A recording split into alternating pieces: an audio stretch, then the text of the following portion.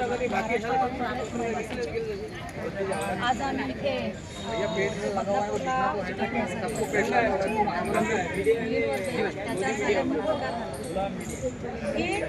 एक अतिशय निंदनीय याच्या आधी निर्भया असो मानुषी हत्याकांड आणि अशा या डॉक्टर मुलीवर झालेल्या या हत्याला हे असे प्रकार आपल्या महाराष्ट्रात याचा आपल्याला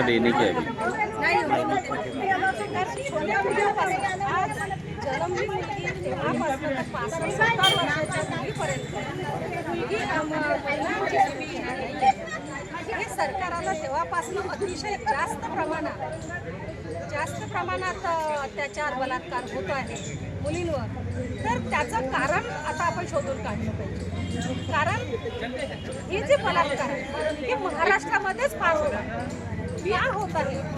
आधी याच्या विदेशामध्ये आणि याला कारण एक मुंबईला आहे, सरकार आहे. आणि पहिले जे होतं भ्रूण हत्यामध्ये मुलींना आतमध्ये मुलींना आतमध्ये मारल्या जात होतं आधी. तर तेव्हा सांगायचे की भ्रूण हत्या करू नका, मुलींना जन्म द्यायचा. तर या प्रकरणासाठी अशा बलात्कारासाठी अत्याचारासाठी आम्ही मुलींना जन्म द्यायचा का, हा प्रश्न आता आम्हा पालकांना पडलेला आहे. आणि हे असं असताना हे सरकार काय करून राहिलेलं आहे.